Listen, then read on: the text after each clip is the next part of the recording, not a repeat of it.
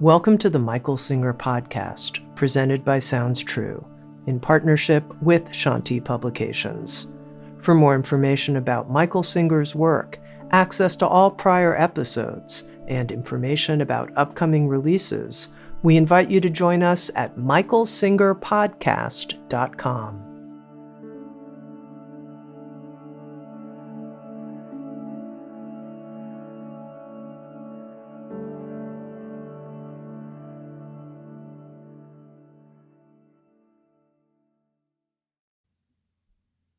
Jai Masters. People are taught and think that spirituality is about all these spiritual practices. And the reason you're taught that is because they help a lot. Some people say they're essential. But the same people say man minus mind equals God. And that's the truth. Now, how you go about that and whether you understand that is what makes the difference. There are people who meditate a whole lot, their whole lives, and they're still caught up in ego. Maybe they go deep, but when they come back, there's a story the great masters used to tell, that there's this great yogi, very great yogi. He could enter the deepest states of samadhi and go away for days. And they would put mirrors under his nose and know that when he get frosted, they would get smoky. He wasn't breathing, went to a breathless state. People would come from all over, had all kinds of followers. Then he'd come back from his state and he'd look around to his disciples and say, "Did you take care of what I asked you to do? Well, how come you didn't take care of that? I don't understand. What's that?" He was still there. He wasn't there when he was gone, but something was still there when he came back. So the masters use that as an example of what it's really about is what Christ said, dying to be reborn. When you're truly gone, you're gone. There's no coming back. They say there has to be a thin veil, a very thin veil of false concept so you can interact with the world. But the veil is so thin, it just goes away in a minute. It doesn't do anything. I told you, Ramakrishna, one of the great enlightened beings, was asked once, does a great master ever feel anger? And when I read it back in the 70s, it shocked me. He said, yes. Yes. But it's like writing on water. If you write on water, what difference does it make what you wrote? No, ain't any difference. It leaves no impression. It's gone. So it's okay. There's some human in there. But passes right through, doesn't leave any impression. So the key is, when it's all said and done, with all your practices, with all your self-helps, with all your things you're trying to do, and there's a lot of different things, are you still there? Is there still you there doing it? All these questions about different medications, different techniques, about different relationships, about how does this work and am I that, and should I be doing this or not? While you're still there doing that, you ain't going nowhere. There's no answer to those questions other than making you more caught. No, you shouldn't be doing that. You should have done this. So let's talk about that tonight. Let's call the talk. I don't title the talk before I talk, but this is what's coming out. Living with ego. How would you like to talk about that? What's it like to live with ego? And what do you do about it? Because it's much deeper than you think it is. Let's start off by what I mean by ego. Let's make sure that you all came to the right talk. It's the right temple, okay? You're having a conversation with somebody, even a friend, or even a significant other. When you walk away from that conversation, have you ever found that parts of it are still going on in your head? I shouldn't have said that. Wow, I forgot to say that. That would have been so impressive.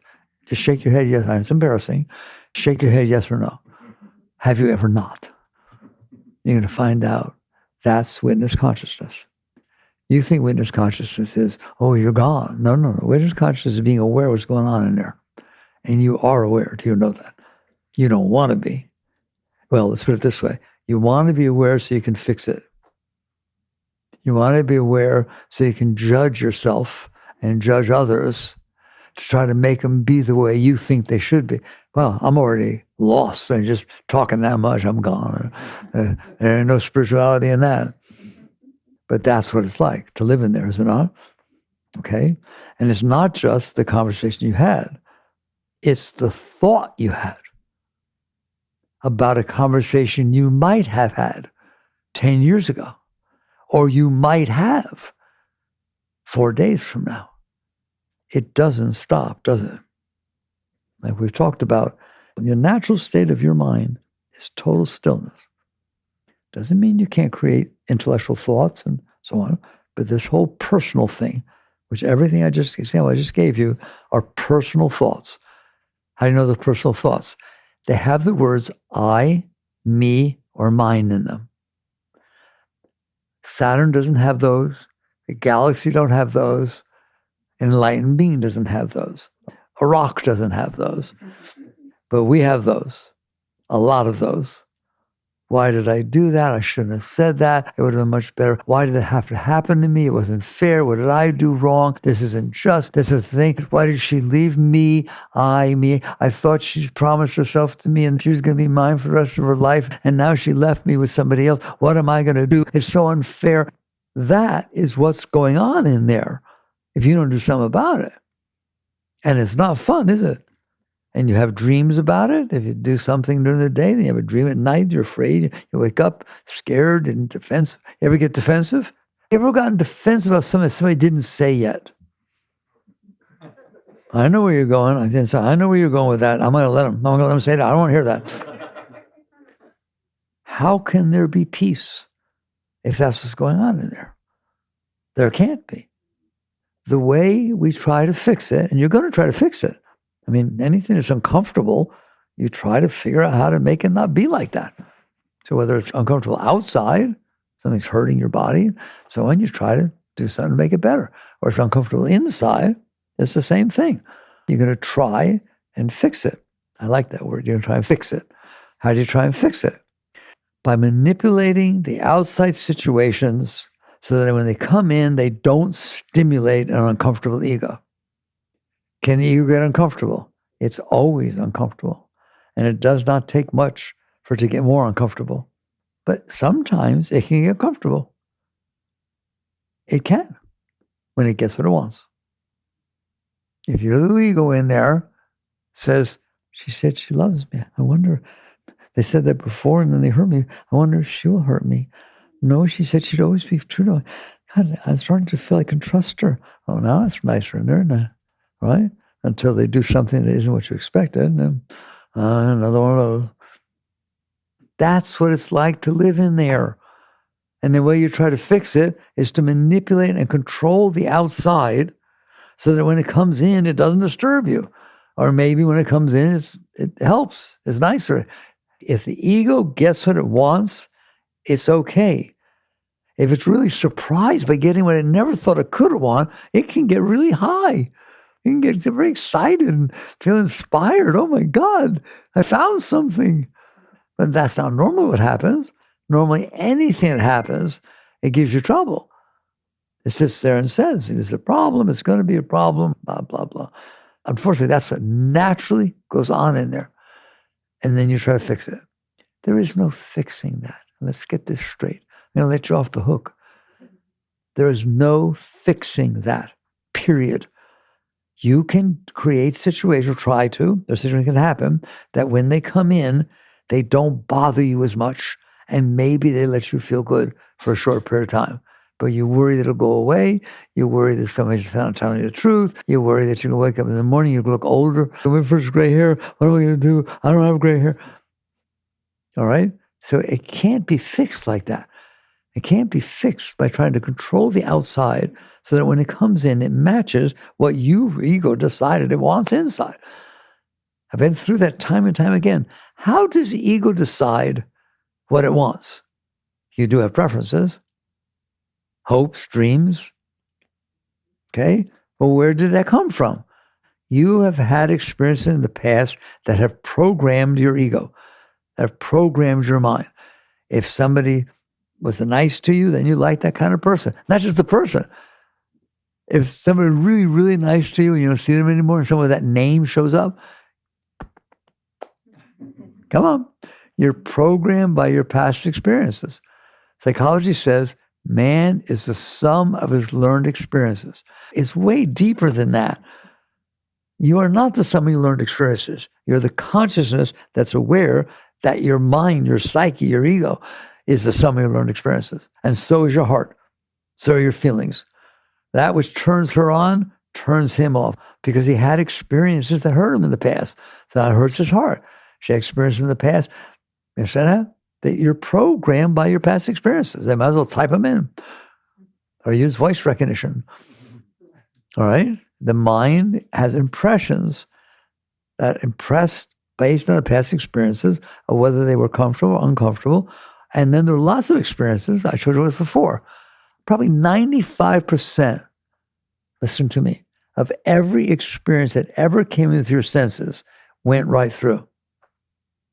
The white lines in the road, the clouds in the sky, the trees you drive by, the people you don't know. It's just, you see it, it's be here now. You're really almost there. It comes in, and just like Ramakrishna with his anger, it passes right through. You don't hold on to it. Congratulations, look how close you are. I used to teach 99.9% makes it right through because I really could justify that. Why? You're out there on the field. There's trees, there's blades of grass, there's leaves, there's clouds, and then there's this rustle below you. Maybe even rouse a little bit. Or hisses, right? As of that moment, there's nothing else happening in your world but that. Everything else doesn't exist. It used to exist. It used to exist, but it went right through. And so something distracted your consciousness to focus it. Now I'm focusing on that sound. I'm focusing on that rustle. So everything's not the same anymore. Some of you guys have deep Buddhist Zen teachings called the non-dualistic teachings. Ever heard of those? Non-dualism.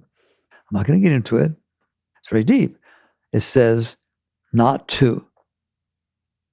There's just one creation.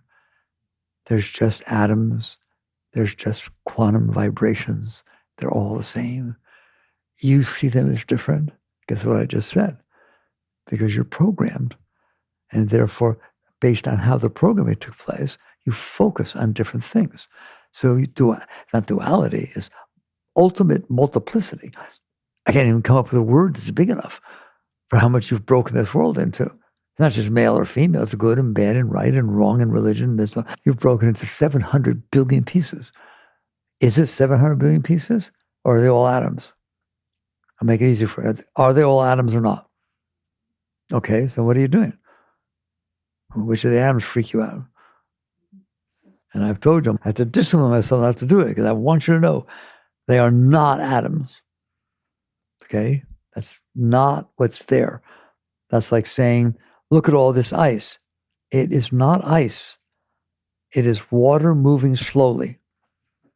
It's water vibrating. It's H2O molecules vibrating slowly.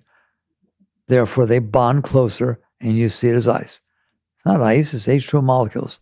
Well, what about steam or vapor? That's not H2O molecules going slower. No, it's H2O molecules going faster.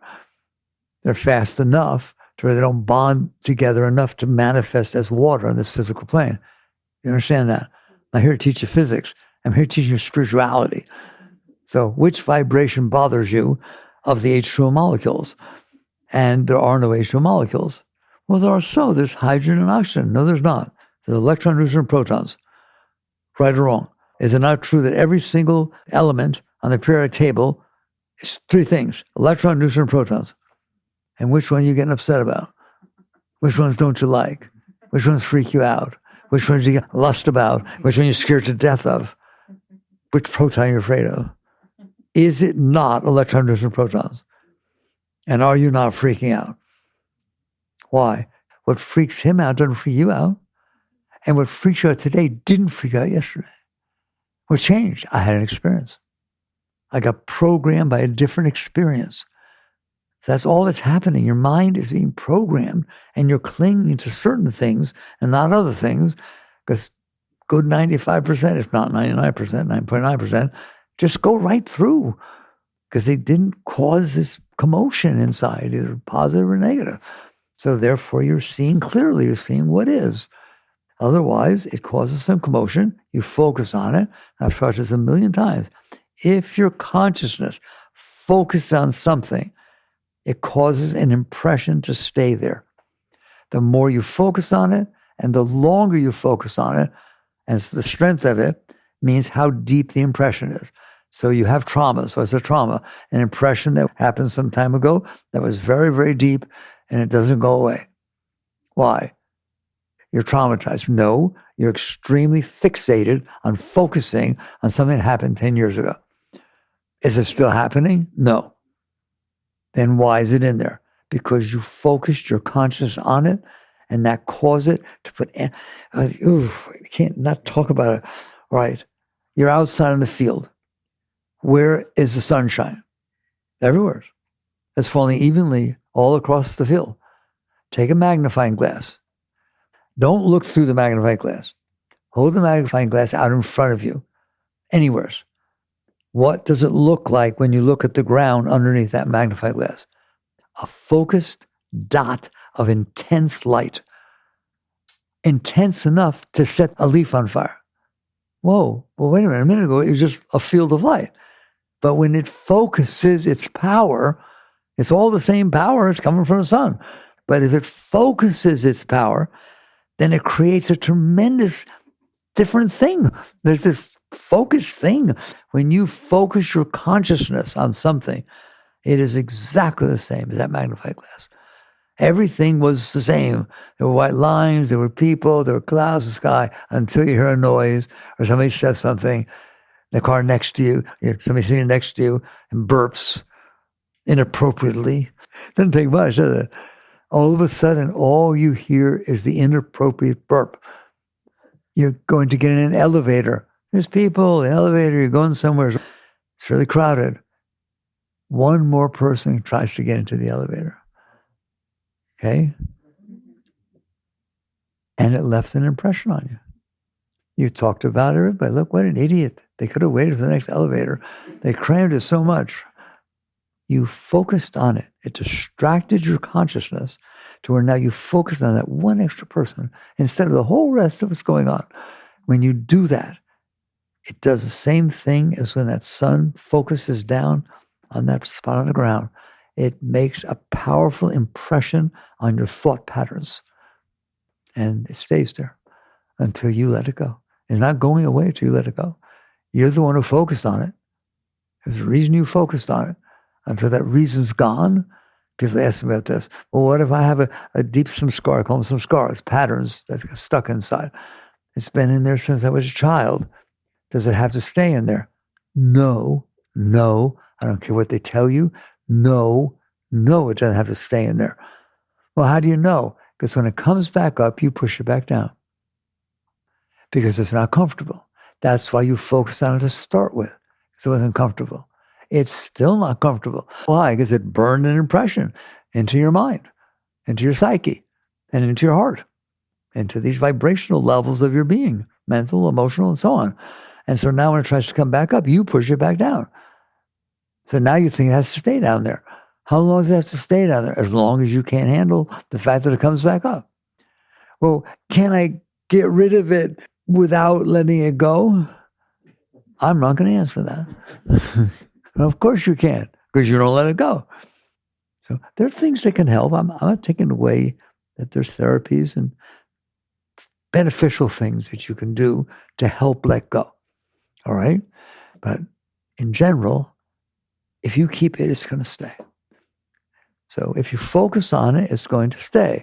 Well, what happens is, as you go through the course of your life, you have experiences. All the time. All the time, there's experiences happening. Is that wrong? Of course not. There's things happening in front of you. The part you don't get, and I just keep talking about it, because I can't not, is, wait a minute. Every single moment that you're having an experience, you're missing 700 billion trillion that are going on at the same time somewhere else. There's no difference. I can say something I know you can't handle. There is no difference between the experiences happening in front of you and the ones all over the universe, all over the earth, all over everybody else that are not happening to you. They're just what's happened. That's what's going on. Why is it different if it's going on in front of you than if it's not going on in front of you? In every single spot in Einstein time-space continuum, there was something going on. Why is it so special? Because you happen to be standing there when that's going on. That's non-ego. When you're able, and you're not able to look at it, I know that. People talk to me all the time about that. But it is personal. It is not personal. You take it personal, but it is not personal. It's just that there were events that happened before, and they're all throughout the universe, and they coalesce together to make the moment that's in front of you. And the moment next to you in the moment that is doing the same thing everywhere. It's not personal. It's just what's happening. And I happen to be standing there when that was happening. If you're standing there and somebody's yelling, they're not yelling at you. You just happen to be standing in a place on the planet Earth where somebody's yelling. Probably if there was somebody else there, they'd still be yelling, right? Because there were causes that caused them to yell. Yeah, but I'm the one who mentioned their mother. I didn't realize they were so sad. Give me a break. You could have mentioned their father, their aunt. How's that your responsibility? That's not you, that's them. They brought into the moment what they want to be happening at that moment. Because of your past impressions, you brought into this moment what you want to be happening. Is that what's going to happen? Of course not. Why would that be what happened? There's something happening everywhere. Why would that be what you want to happen at that particular moment when you happen to be standing? It's just there's moments everywhere, and your consciousness is aware of the one that happens to be in front of you. If you were 2 minutes late, 5 seconds late from how you ended up in that moment, you wouldn't have been in that moment, and that wouldn't be happening. It'd be happening, but not to you. How do I get through to you? It's not happening to you. You just happen to be there. So why does it bother me? Because you've had past experiences that left impressions on your ego, on your mind, that have preferences, that you come into the moment knowing how you want it to be. This is how I want to be treated. I don't want anyone to talk to me like that. I wanted to get the A in the class. When I was together with a bunch of friends and they talked about some subject that I should know something about, I used to brag about it, right? And then I don't know how I messed it up. I said something really stupid. I was wrong. What do I do now? Say I'm wrong? No way. I told them I knew about that stuff. There's no way I'm saying I'm wrong. Look at that. You brought your past experiences, your ego, your preferences, your hopes, your dreams, your concepts, your views, your opinions. You hear me? Those are powerful words, but they're all inside states. Your opinions are not outside. They're inside. Your hopes, your dreams, your concepts, your views, your preferences, your likes, your dislikes, they're inside. They can change in a minute. Somebody next to you has totally different ones. I want to get it through to you. This is how you liberate yourself. This is the essence of spirituality. Christ said you must die to be reborn. Die of what? The ego. And we'll talk about what's left, and we'll talk about how to do it, but just at least get it, that it does not have to be like that. Well, why can't things be the way they're supposed to be? Well, just a minute. What do you mean by the way they're supposed to be? The way he thinks they're supposed to be? The way you thought they're supposed to be yesterday? 10 years ago? So when you say, why can't they be the way they're supposed to be? You mean me. It's so cute. That is an ego statement. My impressions on my mind that built my ego and my hopes and dreams and constant views are now looking at a world that has nothing to do with me. Turn to the left, there's a different one. Turn to the right, a different one. Don't even turn to left or right. Just get caught in your thoughts for a while somebody's saying something you didn't hear and it was really insulting and didn't bother you one iota. Dare to look. It has nothing to do with you. It is the sum of all the causes that made the moment be the way it was at that time. And you happen to be there. I know it's hard, isn't it? But that's what it means to not be caught in ego. To not be caught in the fact that my programming is talking in there all the time about what it wants and what it doesn't want, was afraid of it, what it wished didn't happen before, was embarrassed. Ever been embarrassed about something you did 10 years ago? You don't want to think about it? How do you live in there? Not easy.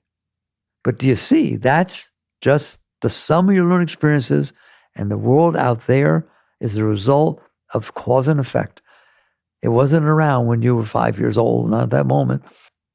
So the moments out there, that's how I say it, but I know you don't get it. The moments out there are the sum of their learned experiences. Okay? It rained because of El Nino and La Nina and what the mountains were like in Spain. And then you sit there and say, why'd it have to rain on my birthday? There we go. There's your contrast. Oh, I don't want it to be raining now.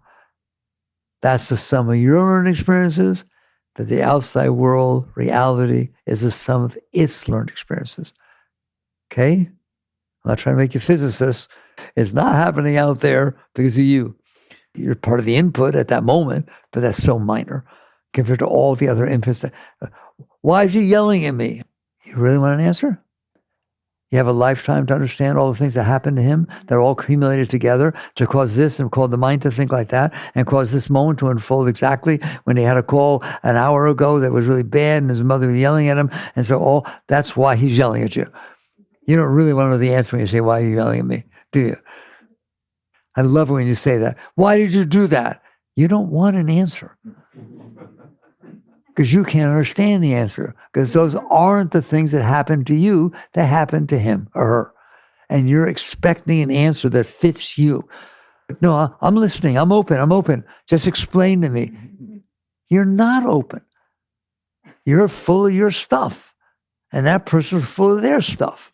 And the reason they said what they said at that moment is what the mommy did, formative years, okay? What mommy did, that person is the sum of their learned experiences. You know that, you understand that, but you don't live it. What you live is, I don't care. I don't care that he's the sum of the learned experience. I can't handle what he did. I don't want to talk to him ever again. But if he can explain it good enough and apologize in a way that I understand, all ego. Take a breath. Have I told the truth? Is it fun living in there? Are your relationships fun? No. Why? Because you're not trying to have a relation with another person. You're trying to have a relation with yourself.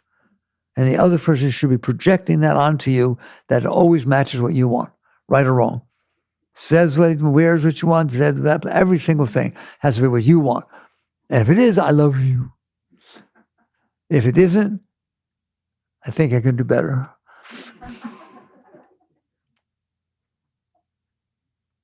It's truth, isn't it? Truth's a serious thing. All right. So now you see where ego came from. The ego is the sum of your learned experiences. That's where your likes and dislikes and preferences and hopes and dreams and concepts and views, that's where they came from. You did not make them up. And guess who agrees? Freud. And your mother? What was your relationship with your mother? Which doesn't make them 45 years old. It matters, doesn't it? Because that stuff's still in there. Why? Because you held on to it.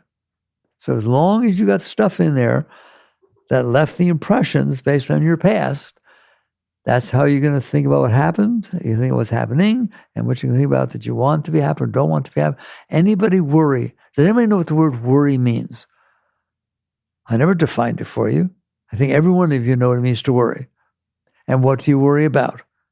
What does your ego, your mind, personal mind, I mean mind, what does it worry about? That what I want might not happen. I worry, don't I? That what I don't want might happen. Look at how similar you all are. You're exactly the same. You all worry about the same thing. That what I want might not happen, and what I don't want might happen. Now you understand what's going on in there. That's what the ego is. And then we go one step deeper. The ego is made up, not of all your past experiences, the ones that distracted you enough to where you held on to them. They made those impressions of the magnifying glass. It burned impressions into you. They stay there. And there's one further step. Aside from being so distracted and holding on, You're in there. How do you know? Because you know that's going on in there. You all laugh when I talk about it because you know that's going on in there. How do you know? Because it's not me. It's something I'm looking at. It's something I'm aware of. I'm aware that there's worrying going on there. I'm aware that I'm uptight. I'm aware I get scared. They sit there and say, oh my God, since she left me or he left me, my heart is in turmoil. Oh my God, there's so much pain. And it feels like there's a volcano and razor blades going on in there. Okay, we can listen to that and you should feel compassion. But the right question is, how do you know? Wait a minute, how do I know what? How do you know that your heart is burning? Because it's burning. How do you know? Because I'm aware and see it burning. I feel it. Who does? Were you in there when it was feeling love? Is the same you in there that's now feeling the burning? Who are you? That is the essence of spirituality. Who is in there noticing that the mind's going crazy? People write me and say, my mind just won't stop. How do you know it's crazy in here now? How do you know? Because I am in here aware of it. Okay, very good. That's witness consciousness. That is the self. That's the consciousness itself being aware of what it's conscious of. But what happens is, if those patterns keep repeating enough to where that's what's going on in there. When you wake up in the morning, you're afraid of this, you're afraid of work, the thing, feeling insecure. It's enough to draw your consciousness down and you start identifying. I'm going to cry to say this is the deepest thing I'd ever teach you. You start identifying with what you're looking at. The subject, you, starts identifying with the object, what you're looking at. And that's called false identification. Why? It's not who you are. You're the one who's looking. You're the one that's noticing that it got weird in there. Does it get weird in there? How do you know? Because I'm in here. But if it happens enough for a long enough period of time and strong enough, you say things like, I am scared. I am jealous. I am insecure. Oh, you just defined yourself. You know the English language, subject, verb, object. But there's a special verb called I am. Spanish is ser. I like the Spanish differentiates the verb estar from the verb ser. Wow, I wish English had that. What's a star? A temporary state. What's ser? What I am. An identity. But we use the word all the time. Why? Because we're so lost. We literally define ourselves. No, I am insecure. You are not. You are not. You're looking at insecurity. You're looking at an insecure ego. I am so angry. No, you're not. You're looking at anger. Was it there 5 minutes ago? No. Will it be there 5 minutes later after you throw things all over the place and calm down? No. But then it's not who you are. I am his wife. I am her husband. Really? What were you before you met? You're programming yourself with the very words and thoughts that you have to a lie. Like nowadays in the papers and all over the place and the web, there's all these lies, all these false stuff. You don't even know it's real anymore. Well, that's what's going on in there. If it says it enough times, that's who I am. I am a Republican. I am a Democrat. Can it change? That's not who you are. It's what you happen to be thinking at that time. How do you know? How do you know you feel that way? Because my heart changes. So how do you know that? Who's in there? And the answer is you are. But there's this false identification. What does psychology call that false identification? They have a name for it. They actually admit that this is going on. Do you believe that? You know what they call it? The ego. Well, what's the definition of the ego? The false self-concept. The concept of yourself. I'm attractive. No, you're skin and bones. You're a bunch of atoms floating around. All right? I'm not attractive. And you just define yourself by what you're looking at. And they call that your self-concept. She has a weak self-concept. She has a strong self-concept. Remember I said, what's it like to live with ego? What's a strong, you say a strong self-concept, good thing to have, isn't it? You're going to suffer just as much as someone who's got a weak one. Why? Because you have to prove yourself all the time. Anybody listening? Remember the top of the talk? What it's like to live with ego. And I'm going to tell you a secret. You don't want to. You don't want to. It's no fun at all. You have to chase it your whole life. You hear me? You have to just keep chasing something that makes it feel okay. And as you get older, that chase ain't so easy. Unless you don't have the self-concept of I'm a young, virile, popular person, right? You have the self-concept of I'm in here and look how amazing it is. This body changes by itself. It used to look like a 15-year-old. Now it looks like an 80-year-old. Wow. How did that happen? By itself. It must be natural. It must be fun. I wonder what it'd be like to be 80 and not have the brain power that you had before and not be as successful as you were before. I've met great yogis. You measure them because, how much popular they are and how much good they do in the world. No. I've met great yogis that were very, very popular. People came from all over the world to be with them. And when they got older, they lived in a trailer. And guess what? They didn't see the difference. There was no difference. They had no trouble. Which one you want to be? The one that's clinging, grabbing, trying to hold on to your self-concept, or the ones enjoying their life, enjoying all the different stages of their life. Do you understand that? But ego they don't let me talk it like this, okay? Because it doesn't want it to happen, does it? You want to always be the best version of yourself. Based on what? Ready? What other people think. That's what the best version of yourself is. I'll prove it. Be rich. And everyone's wooing all over you, and you drive a Hummer that pollutes the environment, and this, that, and the other thing, and then all of a sudden, you're in a period of time where people are not liking you doing that, polluting the environment, or being ultra rich, more rich than other people, and so on, right? Well, what happens to your self-concept? Now you're embarrassed to pull up with your Ferrari. Can it happen? You hear me? So it's like this thing of who you're trying to please. There's no such thing. You're going to go crazy. You don't win with ego. There's no self-concept you can pick that works for everybody. Have you noticed? You're a different person around your parents, a different person around your ex-wife, a different person around your current wife. How are you going to win?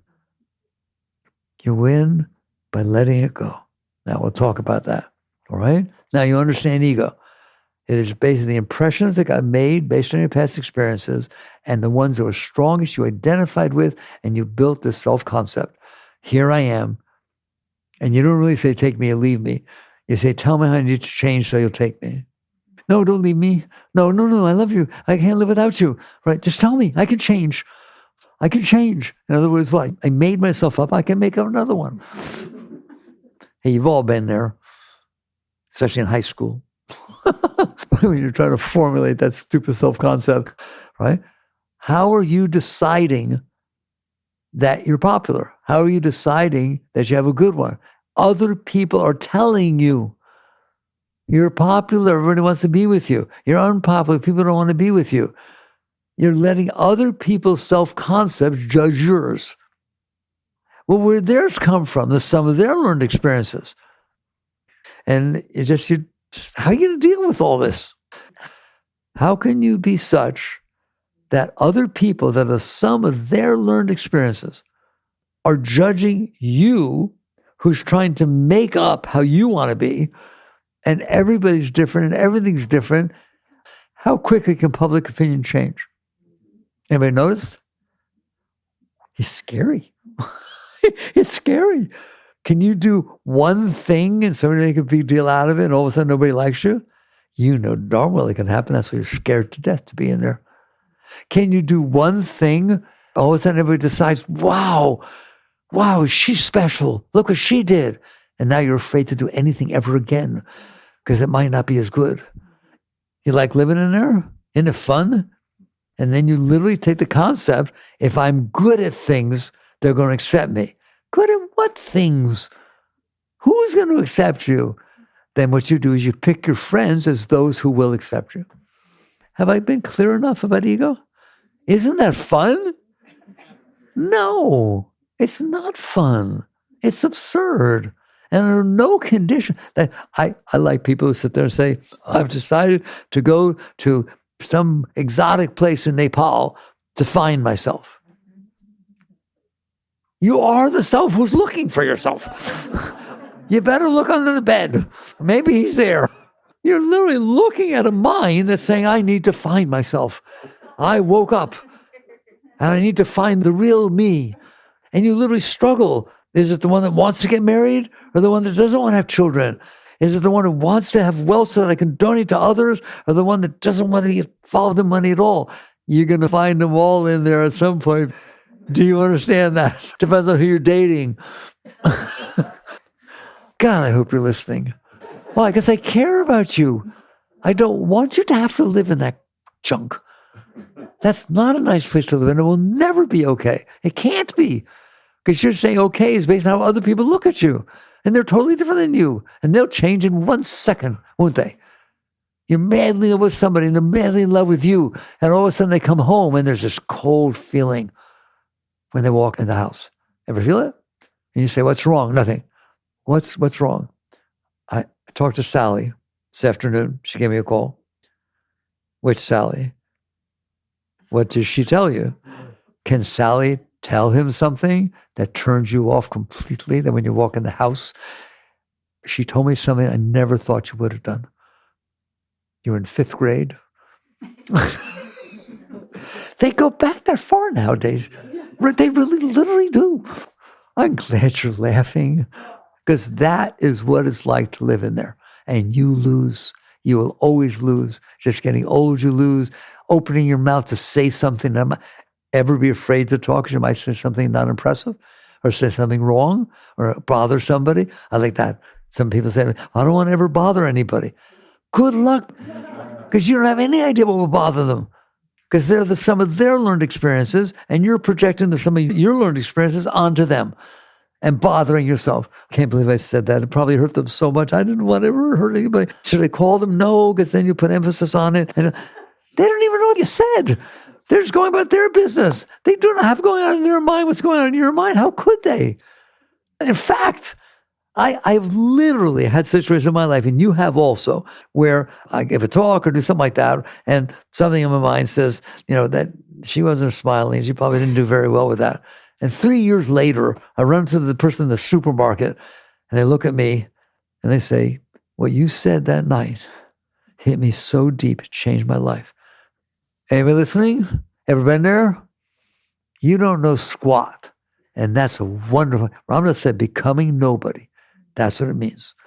You don't know squat. That's the truth. And the reason you're trying to figure it out so you can figure out how to not hurt anybody else or how to please somebody else. So how do you deal with this? We just did. The fact that you're willing to listen to this talk and take a look at what it's like to be in there, to have an ego, how sensitive is that thing?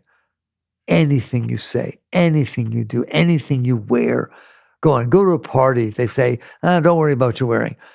But they really meant, business formal, not tuxedos or anything. You go there and schlump. How you doing? I think I need to leave. I don't fit in here.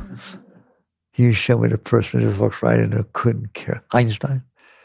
He couldn't care less. The hair's all over the place. The clothes are schlumpy. You hear me? Why? Because he's caught in his mind, but in the intellectual mind. He's not thinking about what I said or what I didn't say and that kind of stuff. All right? How do you free yourself? By noticing how bad it is to live with that and not identifying with it. If you identify with it, you'll make every decision based on that. This is how I am. I'm young. I'm a thing, and I'm popular. Now we'll go out there and make it be that way so you feel okay. As opposed to, I wasn't sure how I'd do. Played the guitar really well. They seemed to really like it. Okay, I don't care. That's not who I am. I'm not a great guitar player. I'm a person that went out there and the guitar happened to play well that night. It could have not. The strings could have broke. The audience might not have liked rock. They wanted Beethoven. You stopped in the wrong studio. Like anything could have happened. How dare you own it and make it part of your ego? And you did. Why? Because it felt good. And you don't normally feel good. Of course not, because the ego does not feel good unless it gets what it wants. Now you're caught. Now you're identifying, right? So you ask somebody, who are you? I'm the person who played Dorothy in the 5th grade and everybody clapped. That's not who you are. That's an experience you had. Yes or no? How dare you define yourself as the sum of your learned experiences? Your psyche is the sum of your learned experiences. Your ego is the sum of your learned experiences. You're the one who notices. That goes for everything. I was married. We were in love. Obviously, you got married. You must have been in love. It's now years later, and we're getting divorced. And it's not really nice. That's generally what happens. Who are you? The person that was in love or the person who's getting divorced? I'm the person getting divorced. I don't want to see that person ever again. You change your identity by what hit you the most or latest. It's kind of weird, right? Well, who are you? I don't know. Well, maybe we need to find out. You are the one who notices. You are the one who noticed that you were happy until so-and-so said something. Then you got upset. Were you there noticing? Were you there noticing upset? Can you stay centered and notice the mess that you're looking at down there? Or do you have to get pulled into it and try to fix it? That's the bottom line. You must die to be reborn. I say, well, or are you getting divorced? You need to be kind to that person. That would kill me. There you go. Christ said you must die to be reborn. That you who's without sin throw the first stone. Right?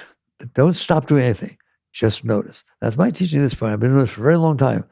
Stop the ego. You're not going to stop your ego. That's another self-concept. I don't have an ego. I'm finished. I'm enlightened. I'm the greatest being ever walked the face of the earth. I don't have an ego. Okay, it's called spiritual ego. It's worse than the others because you think you're that, okay? So what do? You just notice. You notice and you relax to the best of your ability and you breathe. And when she says, okay, I think I did well. I think I'm popular. Don't shut her up. Don't push her down. Just nod. Eventually, I got to a point where whatever he's saying, been there, done that. Maybe I had to go through some experiences to get to the point. I've been there, done that. It's like you learn that it's not there. And it starts to thin out. Life helps you. Life is sandpaper. You have experiences. Good, bad, good, bad. You like the good ones, not the bad ones. No.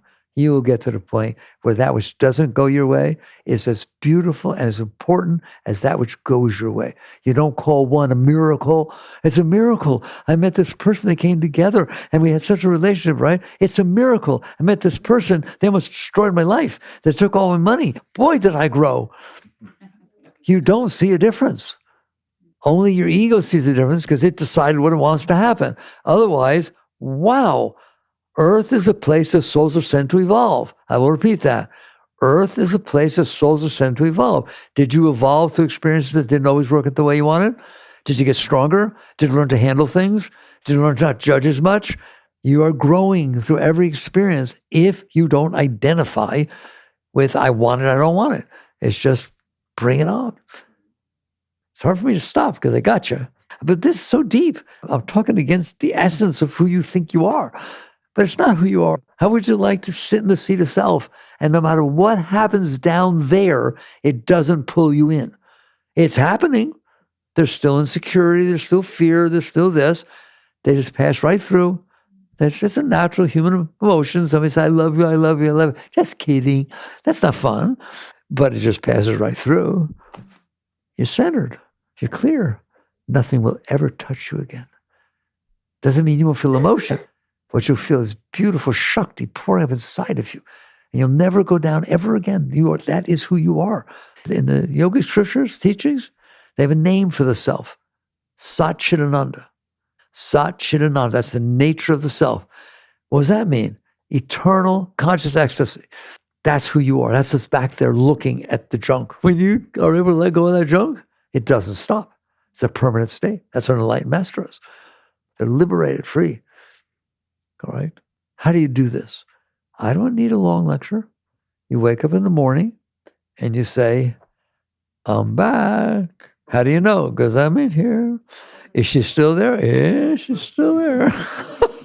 She's talking about what happened yesterday. She's talking about what she hopes will happen tomorrow. But I'm in here. What are you going to do today? I'm going to go through every moment of today and handle it. Not suppress it, not cling to it. Just be aware and honor its right to exist and process it by letting it go, letting it pass, so that the next moment's free to be there and I'm there with it. So be here now. What do I do if I get pulled down? Don't judge. Just do the best you can, and don't you ever feel guilt. Don't you dare, right? You've just taken on the most difficult task that could ever exist in the history of humanity. Harder than the greatest athletes that ever did anything, right? You've taken on liberation of the soul. So don't you dare judge along the way. So you get back up and you just do better. And you will do better because you have practice. You practice. Practice makes perfect. You keep letting go. Then in the evening, don't judge. Sit down. I don't care if it's 5 minutes, 15 minutes. I don't care. And look, did anything get stuck in there? Is there anything still going on in that mind that wants to talk about what I did wrong or how excited I am that maybe I'll get the raise? Is the day over? The day is done. No, it's not. It's living on air, right? Can you let go then? Can you then see it's just stuff that got caught, and that's okay. I can let go now. She said she loved me. It was so exciting, right? And tomorrow we will see what unfolds.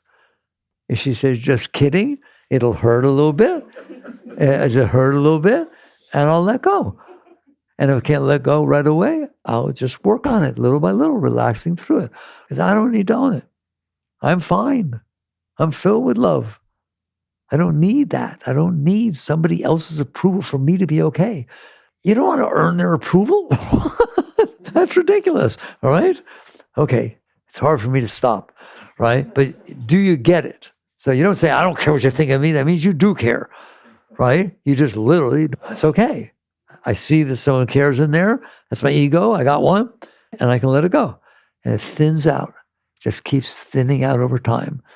And then it's so much easier to live in there. Oh, thank you for listening, really. If you understand this stuff, you got some work to do. Every book I've written, and 4 of them now, are all about how to do that work, how to liberate yourself, free yourself, and live a full life. Jagrata.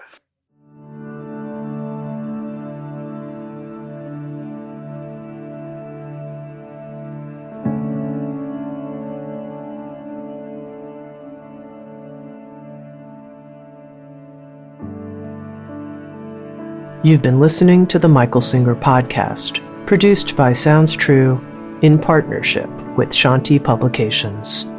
For more information on Michael's body of work and all back episodes, please join us at michaelsingerpodcast.com. Thanks so much for listening. Sounds True, waking up the world.